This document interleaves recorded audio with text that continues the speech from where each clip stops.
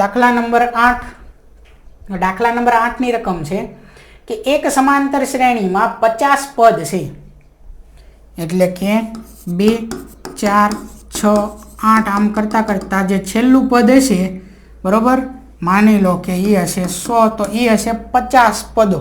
આવી રીતે 50 પદ છે, તો છેલ્લું પદ એ કેટલામું થયું? 50મું પદ થયું. 50મું પદ કેટલું થયું? 100, બરોબર.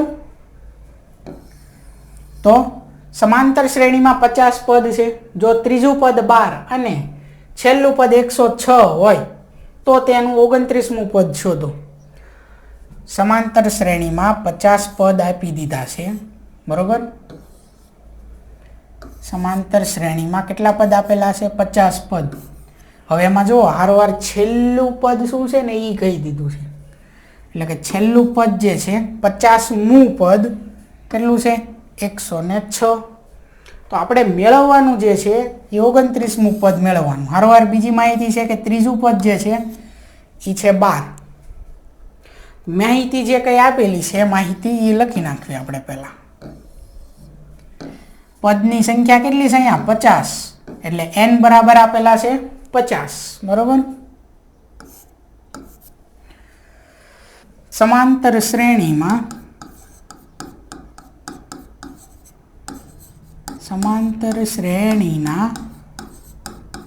પદ કેટલા? 50, એટલે પદોની સંખ્યા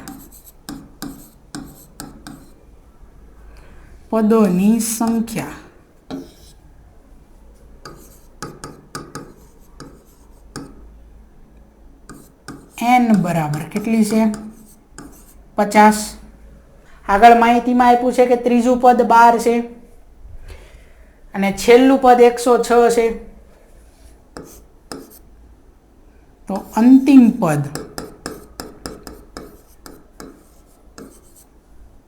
એટલે કે 50 પદની સંખ્યા, તો 50મું પદ કેટલું આપેલું છે? L બરાબર A50 બરાબર 106. L બરાબર આપણે શું ધારતા હતા કે અંતિમ પદ જે છે એ nમું પદ છે, આવું આપણે ધારતા હતા.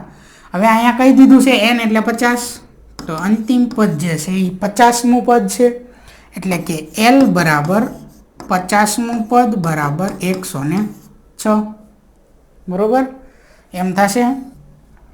હવે આગળ શું કીધું છે કે ત્રીજું પદ 12 છે, એટલે હજી એક વસ્તુ આપેલી છે, ત્રીજું પદ એટલે કે A3 બરાબર છે 12.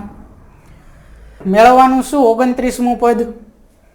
A50 બરાબર મળેલા છે 106, A3 બરાબર મળેલા છે 12.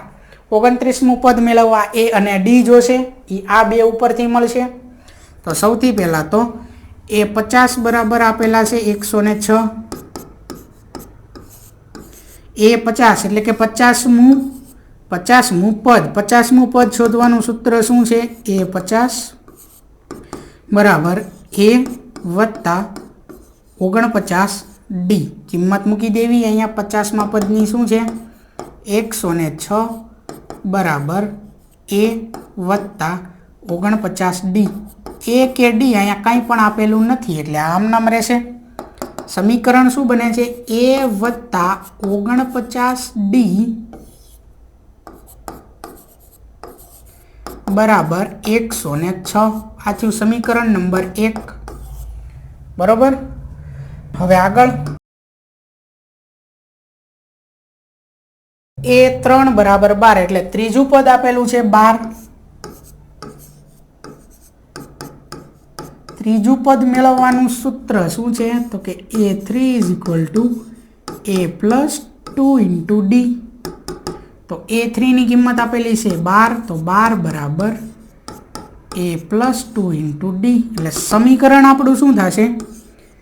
A + 2D = 12.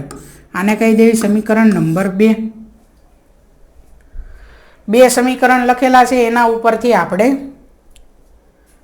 લોપની રીતનો ઉપયોગ કરશું, A અને D મેળવશું. તો સમીકરણ 2 લખી નાખું હજી એકવાર. ए वत्ता 49D बराबर 106। बीजू समीकरण है ए वत्ता 2 × D बराबर 12। अँ ए नो लोप करवो है, निशानी बदली नाखवी, कारण के अँ वत्ता आया है ने अँ वत्ता आया है, तो बात बाकी करवी, निशानी बदली लेवी।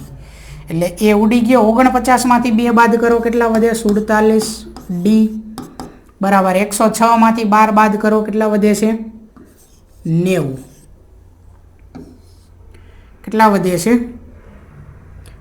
तो के वधे छे 94 बराबर। 106 मांथी 12 बाद करवी एटले वधे छे 94। चलो हवे D बराबर शुं थशे तो के 94 भाग्या 47 थशे। मळ्युं शुं आपणने 47 D बराबर 94। D बराबर शुं थशे आ 47 94 ना छेदमां वही आवशे 94 भाग्या 47। तो भागाकार करवी शुं थाय छे 94 भाग्या 47 એટલે 47 गुणिया 2 એટલે થઈ જાય 94।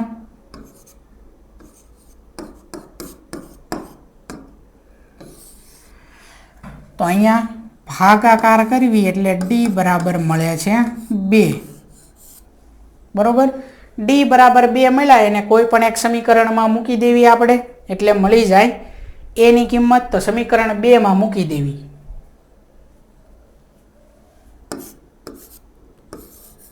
D बराबर 2 ने समीकरण 2 में मूकता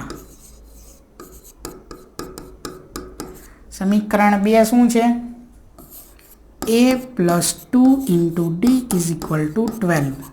आमा D नी किंमत 2 मूकी देवी तो a + 2 काउंसनी अंदर D नी किंमत छे 2 बराबर 12। अहींया गुणाकार छे तो a + 2 × 2 એટલે 4 बराबर 12। आ +4 बराबर नी जमणी साइड लई जवी तो a बराबर 12 + 4 थई जशे -4। 12 मांथी 4 बाद करो કેટલા વધે 8। तो a आपणने मळ्यो 8। D आपणने मळ्या 2। a અને D મળી ગયા તો કયું પદ મેળવવાનું કીધું છે 29મું પદ। તો 29મું પદ હવે મળી જશે। લખી નાખવી કે 29મું પદ એટલે a 29 बराबर શું સૂત્ર થશે a + 28D એટલે a 29 बराबर a એટલે કેટલા છે 8 + 28 D એટલે કેટલા છે 2 એટલે કાઉંસમાં આવશે 2। चलो 28 × 2 એટલે 28 દુ થશે 56। a 29 बराबर 8 + 56। 56 ने 8 કેટલા થશે 64। એટલે 29મું પદ આપેલ સમાંતર શ્રેણીનું 29મું પદ કેટલું થશે 64 બરોબર। તો લખી નાખવી કે સમાંતર શ્રેણીનું 29મું પદ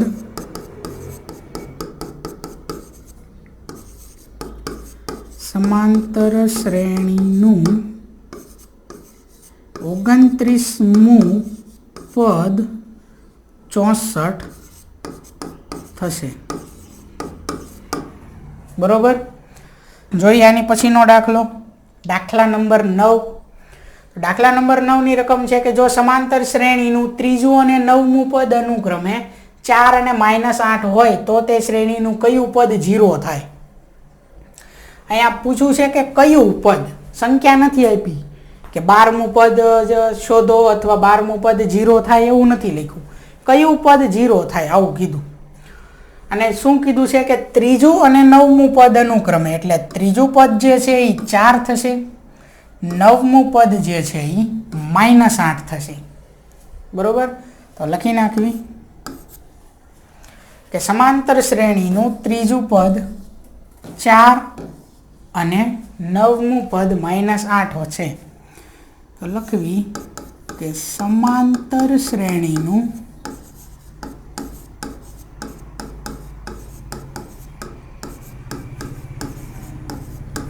ત્રીજું પદ, પહેલા ત્રીજા પદની વાત કરવી, કેટલું છે? 4 છે. ત્રીજું પદ 4 છે અને સંજ્ઞામાં કેમ લખાય? તો કે ત્રીજું પદ બરાબર કેટલા આપેલા છે? 4. બરાબર, ત્રીજું પદ બરાબર 4. તો ત્રીજા પદ મેળવવાનું સૂત્ર શું છે? તો કે A3 બરાબર A plus 2D.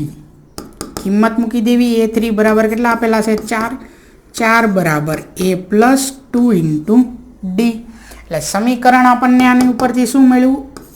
A plus 2 into D is equal to 4. તો આ થઈ ગયું સમીકરણ નંબર 1. બરોબર. હવે આગળ બીજું છે સમાંતર શ્રેણીનું ત્રીજું પદ 4 છે અને નવમું પદ -8 છે. તો લખી નાખવી કે સમાંતર શ્રેણીનું ત્રીજું પદ, એના ઉપરથી એક સમીકરણ મળ્યું. તો હવે નવમું પદ કેટલું આપેલું છે? -8. નવમું પદ -8 છે. સમાંતર શ્રેણીનું નવમું પદ -8 છે. તો કઈ રીતે એને લખાશે? A9 is equal to -8. બરોબર. ચાલો, નવમું પદ -8 છે. તો નવમું પદ મેળવવાનું સૂત્ર શું થાય છે? A9 is equal to A plus 8 into D. A વત્તા 8 ગુણ્યા D એટલે કે 8D. ચાલો, નવમા પદનું શું આપેલું છે? -8 આપેલું છે નવમું પદ બરાબર A વત્તા 8 ઇન્ટુ D. એટલે આપણું સમીકરણ શું થશે બીજું? તો કે A વત્તા 8D બરાબર -8. તો આને આપણે કહી દેવી સમીકરણ નંબર 2. સમીકરણ 1, સમીકરણ 2, આના ઉપરથી આપણને D અને A આ બે મળશે. પછી અહીંયા કીધું છે કે કયું પદ 0 થાય. આપણને ખબર નથી કયું પદ. ધારી લેશું કે nમું પદ. A અને D ની કિંમત મૂકી દઈશું. બરોબર. અને an બરાબર 0 થઈ જશે. આપણે પહેલાં તો A અને D આ બે સમીકરણ ઉપરથી મેળવી લેવી. તો બે સમીકરણને લખું છું અહીંયા. એક છે આ A વત્તા 2D ઇઝ ઇક્વલ ટુ 4. અહીંયા નીચે એવું લાગે તો લખી નાખું A plus 2D is equal to 4. આ બીજું સમીકરણ, આ પહેલું સમીકરણ.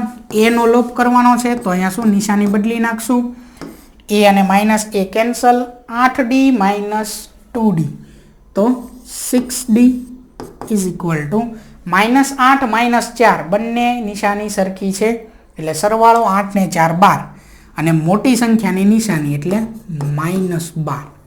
6D is equal to -12.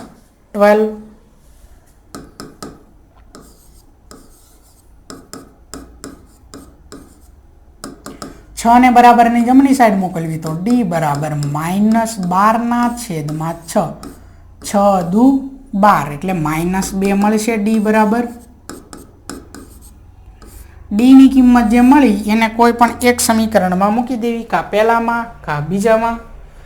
પહેલામાં મૂકી દેવી આપણે A પ્લસ 2D બરાબર 4. D ઇઝ ઇક્વલ ટુ -2 ને સમીકરણ 1 માં મૂકતા સમીકરણ 1 છે A plus 2D is equal to 4.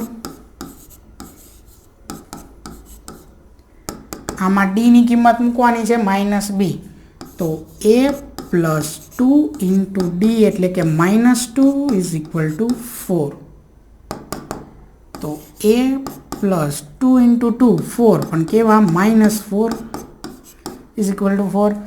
હવે કાઉન્સ ખોલી નાખવી એટલે A વત્તે ઓછે ઓછા 4 બરાબર 4. આ ઓછા 4 જમણી સાઈડ જાય તો કેવા થઈ જશે? આ 4 અને આ ઓછા 4 જમણી સાઈડ જાય તો +4. તો 4 + 4 એટલે A બરાબર કેટલા થઈ જશે? 8. એટલે A મળ્યા 8, D મળ્યા -2. એટલે હવે આપણે શું અહીંયા લખ્યું છે રકમમાં કે શ્રેણીનું કયું પદ 0 થાય એ આપણે મેળવવાનું. તો ધારી લેવી, આપણને ખબર નથી કયું પદ 0 થાય છે. ધારી લેવી કે nમું પદ 0 થાય છે. ધારો કે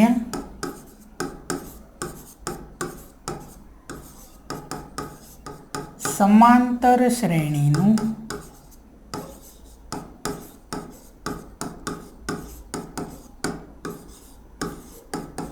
nમું પદ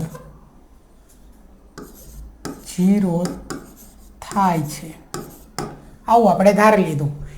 nમું પદ આને બીજી રીતે કઈ રીતે લખાય તો કે nમું પદ, બરોબર. એટલે nમું પદ એ n બરાબર શું થાય છે 0. તો આપણને an મળ્યો ધાર્યું એના ઉપરથી, પછી a મળેલો છે, d મળેલો છે. તો હવે આપણે સૂત્ર મૂકશું કયું, an બરાબર a plus n minus 1 into D. તો an તો આપણે શું મળેલો 0 બરાબર a એટલે કેટલા છે 8 વત્તા n એ તે ગોતવાના છે માઇનસ 1 એટલે n એમ નામ રહેશે, n જ ગોતવાનો છે. d બરાબર કેટલા છે -2. ચાલો આ તો 0 છે, આ વત્તા 8 ડાબી બાજુ આવે તો શું થાય 0 -8 એટલે કેટલા રહે -8 રહે. આ તો 0 છે તો -8 બરાબર n -1 ઇન્ટુ -2. તો -8 ઇઝ ઇક્વલ ટુ -2 ગુણ્યા n એટલે -2n માઇનસ માઇનસ પ્લસ 2 ગુણ્યા 1 એટલે 2. આમ સીધી ખબર ન પડે તો શું કરશું, પહેલાં માઇનસ એમ નામ રાખશું, -2 ગુણ્યા 1 એટલે -2. હવે માઇનસ માઇનસ કેવા થઈ જશે +2 થઈ જશે, બરોબર. આ +2 ને બરાબરની ડાબી બાજુ લાવી તો -8 +2 ડાબી બાજુ આવે તો -2, અહીંયા -2n. -8 -2 કેવા થાય, બે નિશાની સરખી તો સરવાળો, અને મોટી સંખ્યાની આગળ નિશાની મૂકવાની તો -10 બરાબર -2n. બંને બાજુ માઇનસ માઇનસ ઉડાડી દેવી તો શું થઈ જશે 10 બરાબર 2n.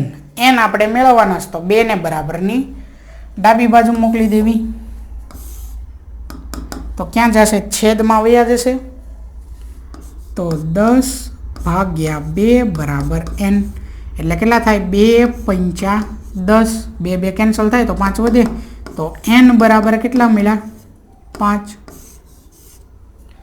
તો n શું છે એ 5મું, n બરાબર મૂકવી અહીંયા 5 તો સમાંતર શ્રેણીનું 5મું પદ 0 થાય, બરોબર. તેથી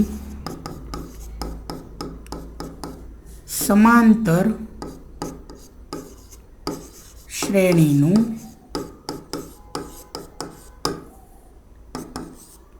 5મું પદ 0 થાય.